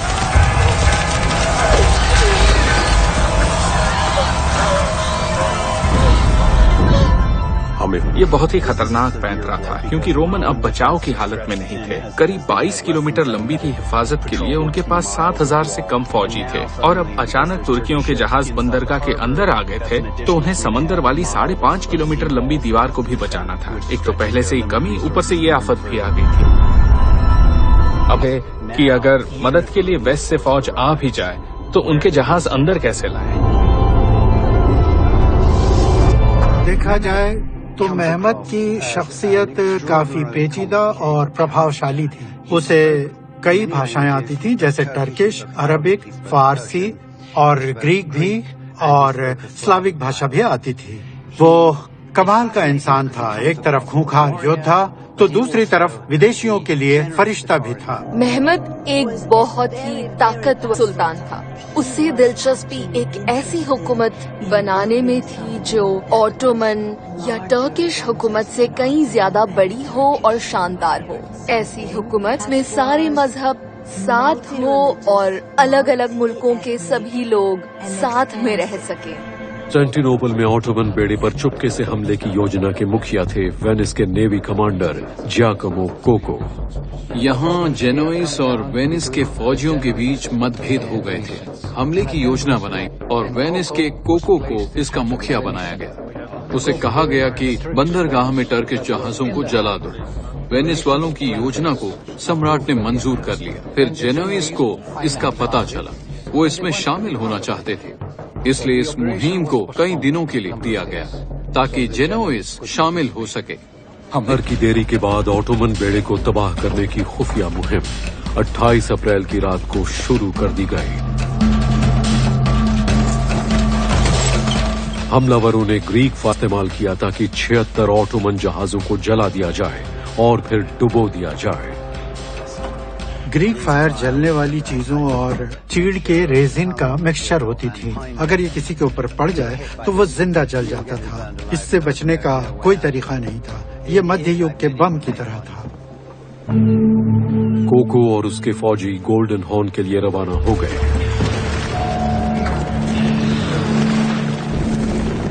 अगर वो ऑटोमन बेड़े को तबाह कर पाते हैं तो इससे कॉन्स्टेंटिनोपल पर कब्जे की लड़ाई की दिशा पूरी तरह बदल जाएगी।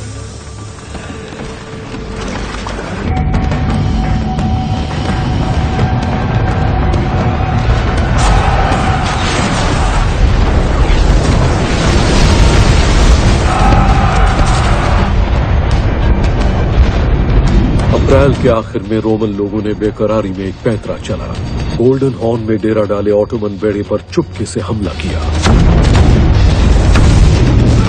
उनका सामना हुआ तोपों के हमले की बौछार से। यहां शिकारी खुद शिकार बन गया।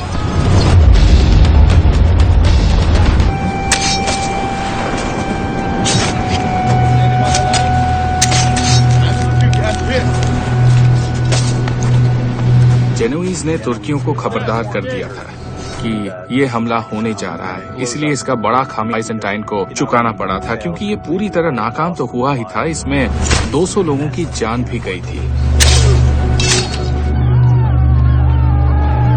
इस पल दोनों तरफ लोगों को ये गहरा एहसास हुआ कि कोई रियायत मांगी जाएगी और ना ही कोई रियायत की जाएगी। अब हथियार डालने का कोई रास्ता नहीं था। आखिर तक टिके रहना था, या तो लड़ना था ना था, कोई और रास्ता नहीं था। चुपके से किए गए हमले के नाकाम होने पर फौज का इतना बुरा हाल था कि कॉन्स्टेंटिनोपल में दहशत फैल गई थी।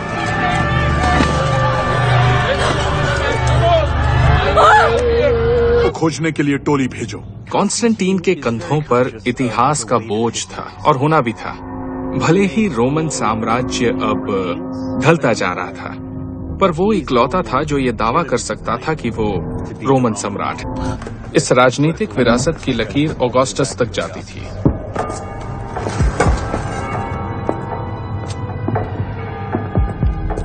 उसे अपने फर्ज की बहुत परवाह थी और इन मामलों में उसकी सोच काफी रूढ़िवादी थी।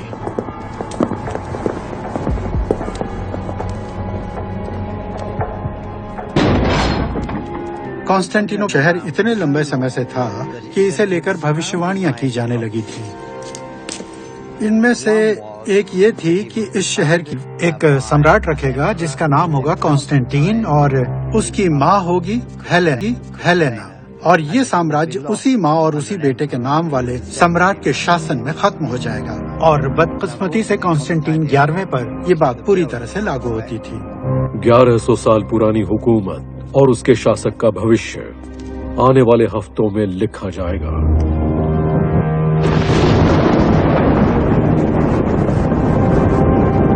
जंग दोनों तरफ से अटक गई थी, दोनों तरफ से ताकत लगाई जा रही थी। पुराना हिसाब चुकता किया जा रहा था।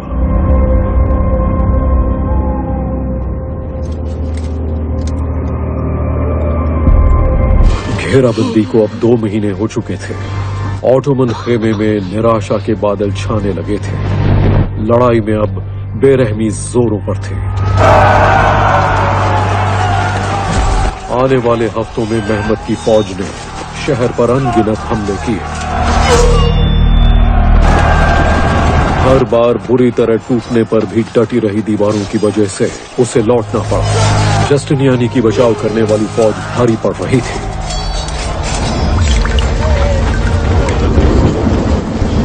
कोई गारंटी नहीं थी कि घेराबंदी कामयाब होगी। कई बार ऐसा हुआ कि ऑटोमन फौज पस्त हो गई और वापस लौट गई। ये तो सोचिए कि 15वीं सदी में फौज को संभालना कितना मुश्किल काम हुआ करता था। फौज के खाने पीने के लिए बड़ी तादाद में अनाज की जरूरत होती थी। हथियारों और फौज की तनख्वाह में कितने ज्यादा पैसे खर्च करने पड़ रहे थे। बड़ी तादाद में जान जा रही थी, वो अलग। 15वीं सदी में आबादी उतनी नहीं हुआ करती थी जितनी की आज है। हर मौत का बड़ा ही गहरा असर होता था। एक आदमी घर नहीं लौट पाएगा, खेतों में काम नहीं कर पाएगा, टैक्स भरने वाला एक आदमी कम हो जाएगा, यही नहीं एक परिवार कम हो जाएगा। तो ये एक बड़ा दांव था।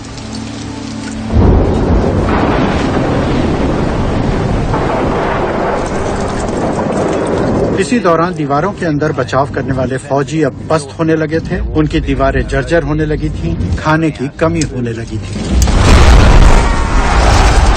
हर रोज बेचैनी और बढ़ती चली जा रही थी।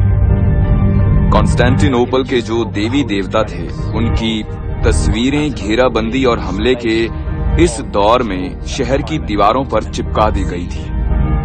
तो क्राइस्ट, पेंटोक्रेटो और वर्जिन मैरी की तस्वीरें चारों तरफ नजर आ रही थी ताकि फौज का हौसला बढ़ाया जा सके। और सच ये था कि वर्जिन मैरी ने इससे पहले कई बार शहर की हिफाजत की भी थी, जैसे कि इससे पहले के मुस्लिम हमलों से। तो ये सच में खौफनाक था, पर दोनों फौजों को ये यकीन था कि ऊपर वाला किसी न किसी तरह से उनके साथ है।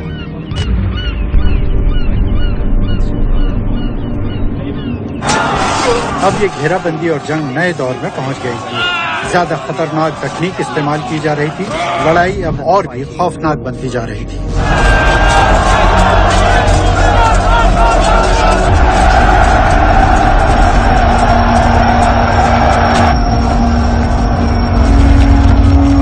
मध्य युग की लड़ाइयों के बारे में गहराई से समझना जरूरी है। उसमें कुछ बंदूकें और तीर तो होते ही थे कि दूर से ही दुश्मन को मारा जा सकता था।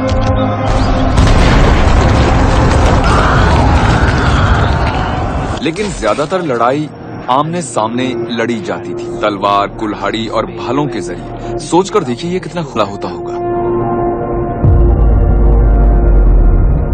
कितनी ताकत लगती होगी कुल्हाड़ी से किसी की खोपड़ी तोड़ने में या तलवार किसी के सीने में घोंप देने में।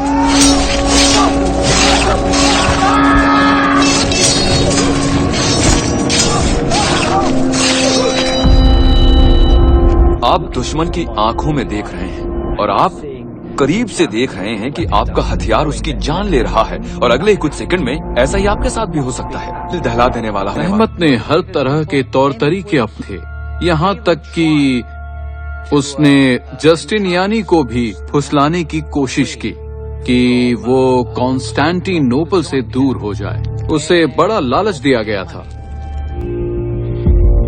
गोल्डन हॉर्न में ऑटोमन जहाज और शहर की बाहर तैनात महमद की सेना, ऐसे उनको 2 मोर्चों पर कॉन्स्टेंटिनोपल की हिफाजत करनी पड़ रही थी। शहर अभी उस भयानक झटके से नहीं उबरा था जो बंदरगाह पर हमला करने और खाने से उसे लगा था। कॉन्स्टेंटिनोपल में हमले की नाकामी के लिए लोग गुस्से में थे, एक दूसरे पर इल्जाम लगा रहे थे। मामला तब और भी संगीन बन गया जब काफी नाविक तुर्कियों के हाथों पकड़े गए और महमद ने दीवारों के बाहर उन्हें फांसी पर लटका दिया था। इसके बदले में रोमन फौज ने पकड़े गए कुछ तुर्की फौजियों को उसी तरह से फांसी पर चढ़ा दिया था। इस तरह दोनों तरफ से बहुत बेरहमी दिखाई जा रही थी। बड़ी तादाद में लोग मारे जा रहे थे। लड़ाई का 6ठा हफ्ता चल रहा था। दोनों फौजें बस टूटने के कगार पर थीं। दोनों तरफ सदमा था और अफरा तफरी थी।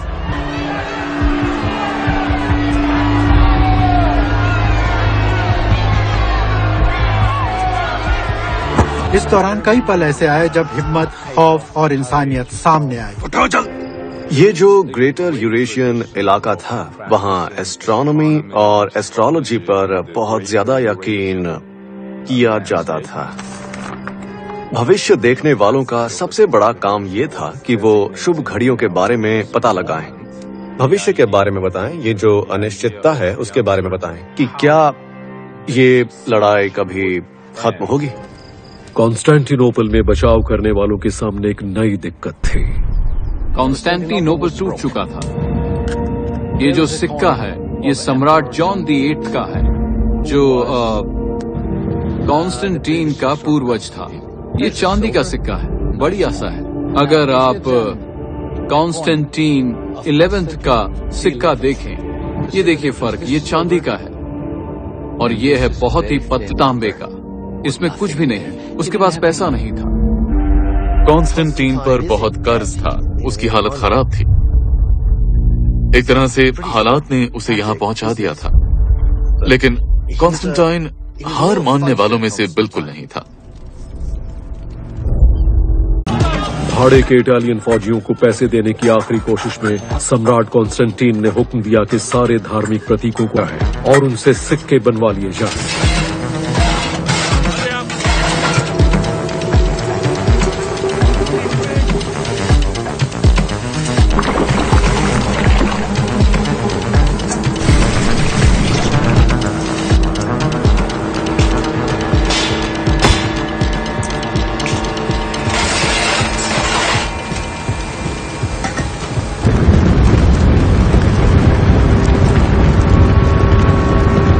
कॉन्स्टेंटिनोपल के हालात बहुत ज्यादा खराब होते चले जा रहे थे। तभी भूमध्य सागर से उम्मीद की एक किरण नजर आई। वो देखो, वेनिस की फौज, उन्होंने अपना एक बेड़ा तैयार किया और उसे कॉन्स्टेंटिनोपल रवाना कर दिया। हमें कॉन्स्टेंटिनोपल को बताना होगा। मई के दूसरे हफ्ते में भूमध्य सागर में वेनिस के विशाल बेड़े के जमा होने की अफवाहें सच साबित हुई। जंगी जहाज कॉन्स्टेंटिनोपल रवाना होने की तैयारी कर रहे थे, रोमन साम्राज्य की मदद के लिए। महमद को यही डर था कि कहीं वेनिस से कोई बड़ा बेड़ा मदद के लिए न आ जाए।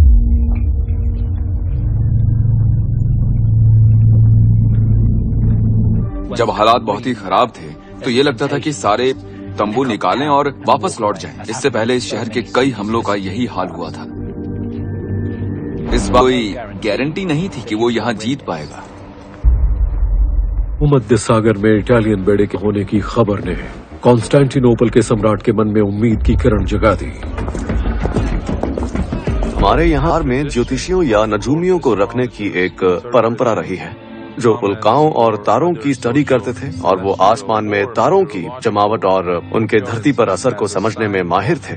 उन्होंने बता दिया था कि ऑटोमन फौज अपने दुश्मनों को हराने वाली है। आमतौर पर ग्रहण को बुरा माना जाता था, मनहूस समझा जाता था, लेकिन वहीं ऑटोजूमियों या ज्योतिषियों ने हिसाब लगाया कि अब ग्रहण होगा, वो ग्रहण उनके लिए नहीं बल्कि उनके दुश्मनों के लिए बहुत बुरा होगा। महमद को समझ में आ गया कि अब करो या मरो वाला मौका आ गया है। सब उसके पक्ष में है।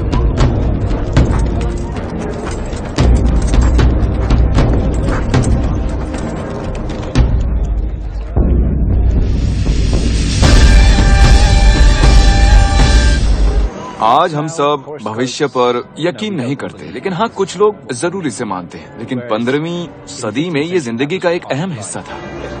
देवता और पवित्र आत्माएं आम जिंदगी में चारों तरफ हुआ करती थी और उनका जिंदगी पर गहरा असर देखा जाता था।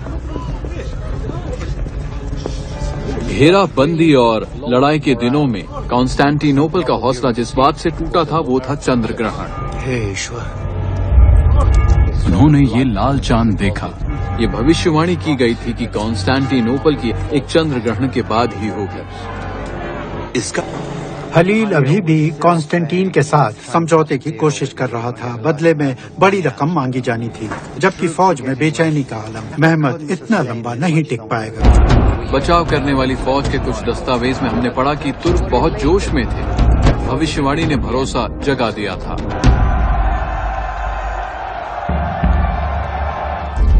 मेहमत ने जंग के लिए अपनी फौज को तैयार कर लिया। उसका नसीब कॉन्स्टेंटिनोपल की दीवारों पर लिखा जाने वाला था। जब लाल चांद चमक रहा था, मेहमत के आखिरी हमला करने के कुछ ही घंटे पहले उसका सामना एक तबाही भरे नजारे से हुआ। हागिया सोफिया की छत पर रोशनी चमक रही थी।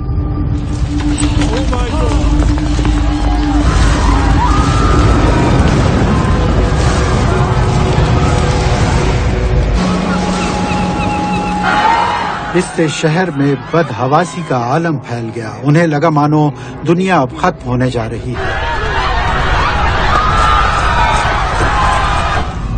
माना जाता था कि शहर की हिफाजत वर्जिन मैरी करती है, लेकिन कहते हैं कि कॉन्स्टेंटिनोपल के आखिरी दिन लोगों ने मदर मैरी को शहर छोड़ते हुए देखा।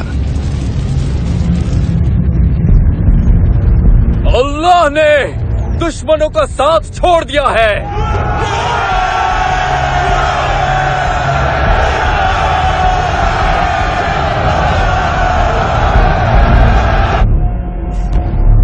चालीसों के बेड़े के पहुंचने की अफवाहें कई हफ्तों तक चलती रही, पर वो बेड़ा कहां तक पहुंचा है किसी को पता नहीं चला।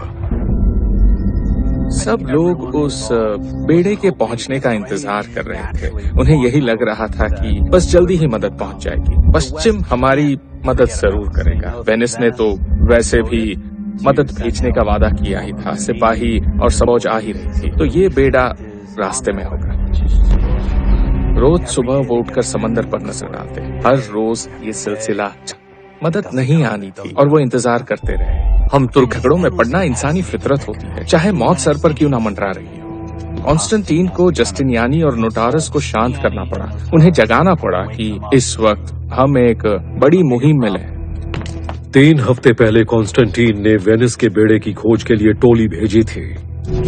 इस मनहूस खबर का मतलब ये था कि वेनिस का बेड़ा कम से कम हफ्ते भर की दूरी पर है, यानी रोमन अकेले पड़ गए थे।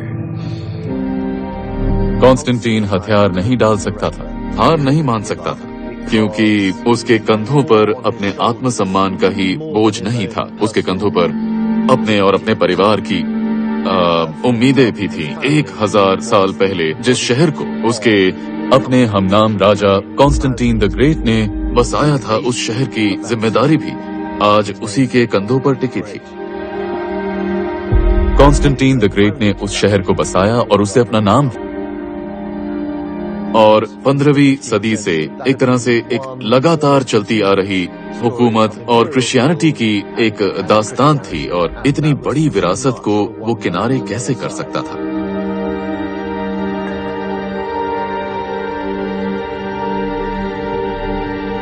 कॉन्स्टेंटीन ने कहा, ये मेरे लोग हैं और इनके लिए मैं मरना पसंद करूंगा।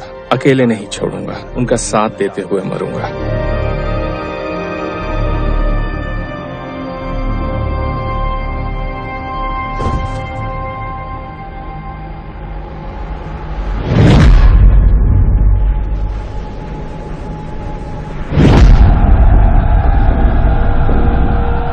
आखिरकार 29 मई का वो दिन आ ही गया। सूरज से पहले मेहमत को एहसास हुआ कि अभी नहीं तो कभी नहीं।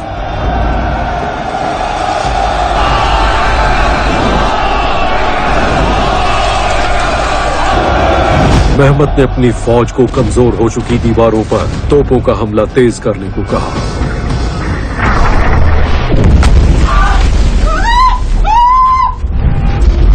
जस्टिनियानी और उसके बचे हुए फौजियों ने भीतरी और बाहरी दीवारों के बीच मोर्चा संभाल लिया था और सेंट रोमानस गेट पर भी बहुत जल्द ये जगह मौत का मैदान बनने वाली थी। किराए के जेनोइज फौजियों और उनके सरदार के सामने दो ही रास्ते थे, जीत या मौत।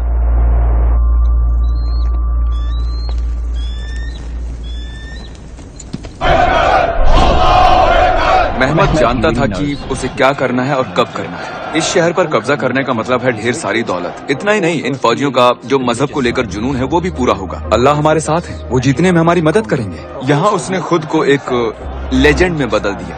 मैं तुम्हारे साथ हूँ, इसलिए तुम जीत जाओगे।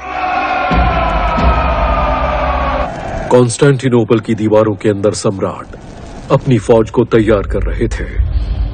इस लड़ाई से शहर की तकदीर का फैसला होगा।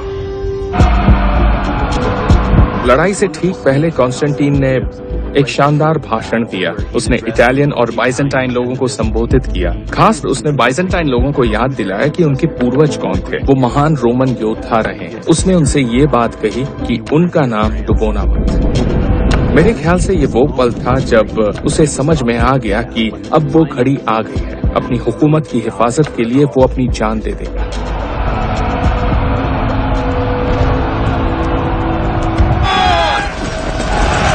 वशी बजूक का सीधा मतलब था पागल लोग। ये खूंखार और बेभरोसे के वॉलंटियर महमद के लिए सबसे पहले हमला करते थे। सुबह होने से पहले ही उन्होंने हमले की लहर शुरू कर दी। महमद ने सबसे पहले खूंखार वॉलंटियर भेजे। चांद पर खेल चलो।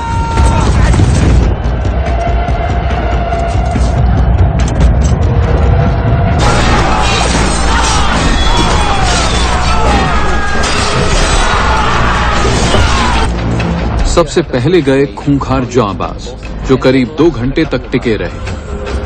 इसके बाद बचाव करने वाले पस्त हो गए। इस बीच ऑटोमन हमले की दूसरी लहर की तैयारी कर रहे थे।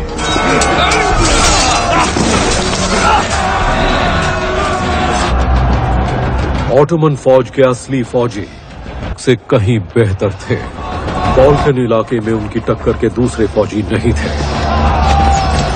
भाड़े के फौजियों या विदेशी फौजियों के इस्तेमाल की बात को लोग अक्सर भूल जाते हैं और इसे क्रिश्चियनों और मुस्लिम्स के भी देखने लगते हैं। इसमें दोनों मजहबों के लोग तो थे ही, पर सारी दुनिया के लोग शामिल थे और बहुत ऊंचे दाम पर एक दूसरे की मदद कर रहे थे।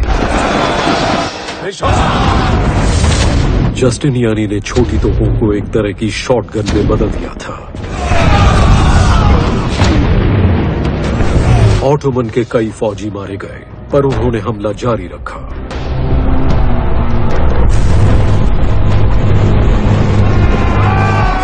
जस्टिनियानी और उसके फौजी बाहरी दीवारों के किनारों से बाहर की तरफ भागे, खाई की तरफ।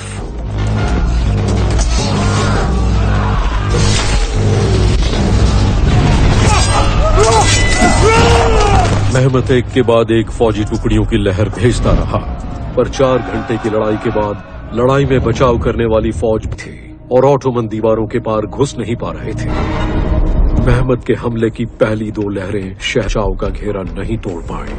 अब कॉन्स्टेंटिनोपल पर कब्जे की उसकी आखिरी और इकलौती उम्मीद थी खूंखार जानिसारी। एक बार फिर पासा पलट गया, क्योंकि जानिसारी सेंट रोमानस गेट की तरफ बढ़ते चले गए, ताकत लगाते गए। जानिसारीज ऑटोमन फौज के बहुत ही खून योद्धा थे। जस्टिनियानी अपने आदमियों के साथ था, तभी जानिसारीज आ गए। वो दुनिया के सबसे अच्छे फौजी थे, बहुत ही खूंखार और सबसे वफादार। वो चिल्ला रहे थे, अपनी रंगीन वर्दी के पड़ रहे थे, नगाड़े बज रहे थे। वो सही मायनों में खौफनाक नजारा रहा होगा। जानिसारी टुकड़ी के खूंखार तरीके से आगे से जस्टिनियानी और उसके फौजियों की कोशिशें कमजोर पड़ने लगी। पीछे हटो!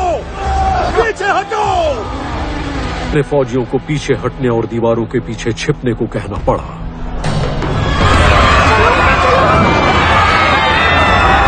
शहर के अंदर आम जनता में बदहवासी फैल गई क्योंकि जानिसारी सेंट रोमानस गेट के करीब पहुंच गए थे।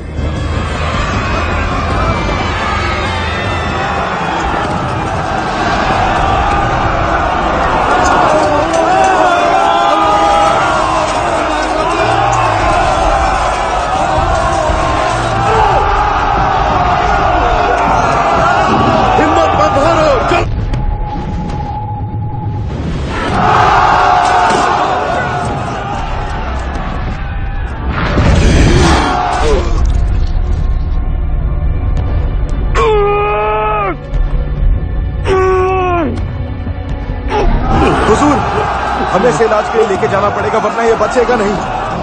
रोमानी जस्टिनियानी ने जोरदार लड़ाई की। उन्होंने निडरता से दुश्मनों का सामना किया।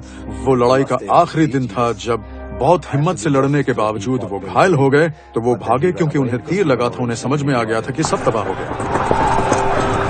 सभी समझ गए थे कि शहर अब नहीं बचेगा। तरह तरह के लेख मिले हैं कि कैसे हुआ था। जस्टिनियानी की ताकत खत्म हो गई हो, हौसला टूट गया और उसी पल में ये सब हुआ हो। फौजियों ने देखा कि जस्टिनियानी जा रहा है तो बचाव वाली पूरी फौज का हौसला पस्त हो गया होगा।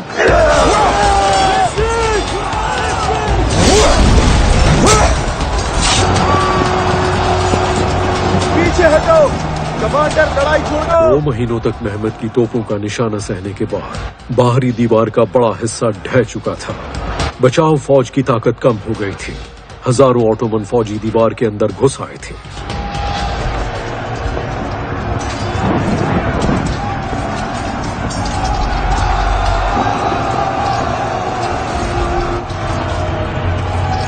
ये लड़ाई के सबसे नाजुक पलों में से एक था।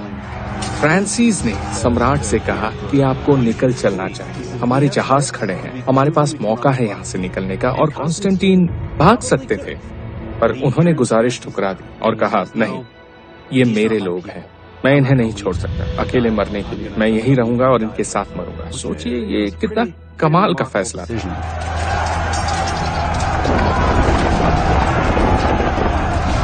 सम्राट ने देखा बड़ी तादाद में तुर्की चले आ रहे थे। उन्हें पता था कि वो जिंदा नहीं बचेंगे। ये एक ऐसी मुसीबत थी जिसकी हम कभी कल्पना भी नहीं कर सकते। इसके बावजूद उन्होंने अपने दुश्मनों से कहा, नहीं।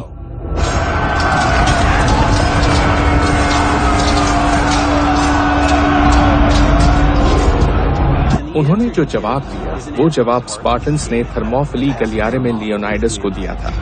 घुटनों के बल जीने से अच्छा है कि मैं सीना तान कर मर जाऊं। इसके बाद वो जंग के बीच में घुस गए और फिर वो कभी नजर नहीं आए।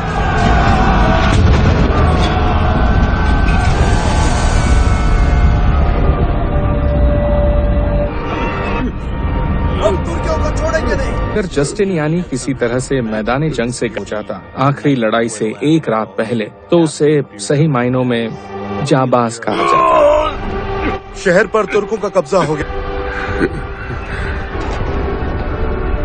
बदकिस्मती से इतना साहस और इतना जज्बा और इतनी हिम्मत दिखाने के बाद वो भाग निकला। जहाज को तैयार करो। और फिर उसकी मौत हो गई।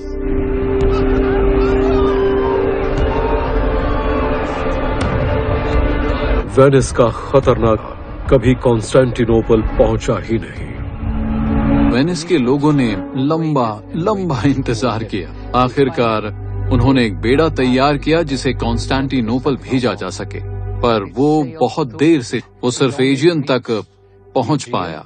तब तक कॉन्स्टेंटिनोपल तबाह हो चुका था। ईसाइयों का दौर खत्म हो गया था।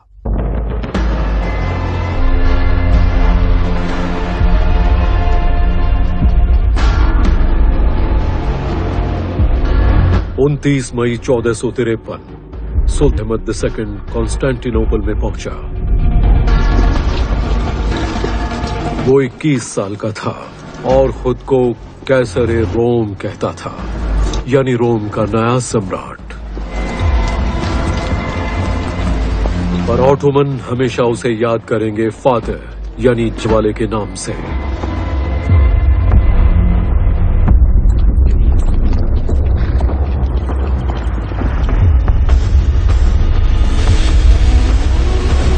उसने कुछ ऐसा किया था जिसे बहुत से लोग पिछले 1700 सालों में कोशिश कर चुके थे पर नाकाम रहे। उसने रोमन हुकूमत को खत्म कर दिया था और उसने ये तब किया तो 21 वर्ष का था।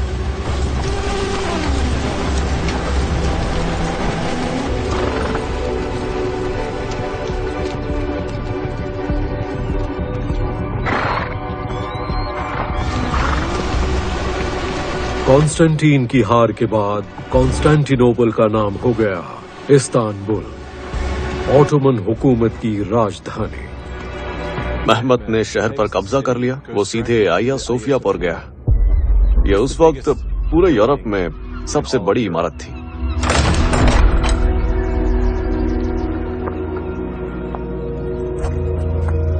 ये लिखा गया है कि वो इमारत को देखता रहा, उसके बाद गुंबद के ऊपर गया ताकि वहां की खूबसूरती को वो देख सके। ये लिखा गया है कि उसने इसे देखकर कहा था, मैं जन्नत में आ गया हूँ। ये सिर्फ एक प्रतीक नहीं था, उसके लिए ये एक आध्यात्मिक या रूहानी मामला भी था। हदीस में जो लिखा गया था उसे उसने पूरा किया था कि जो कॉन्स्टेंटिनोपल को जीतेगा वाला उससे खुश होगा।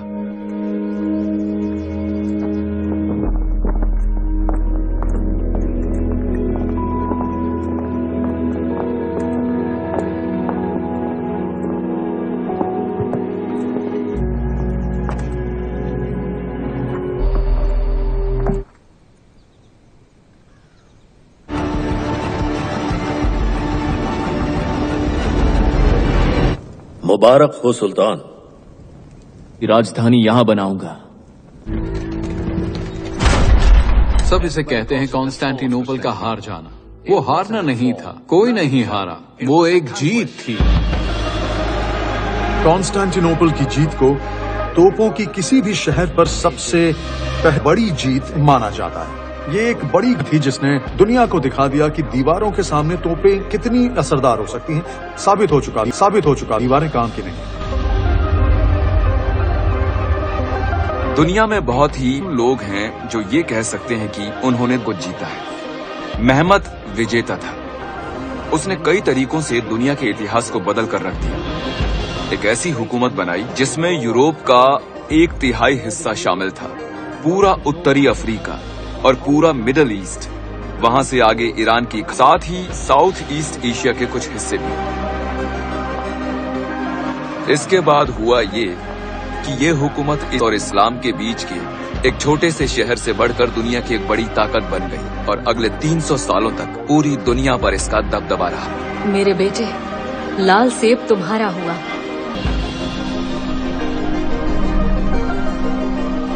और यहाँ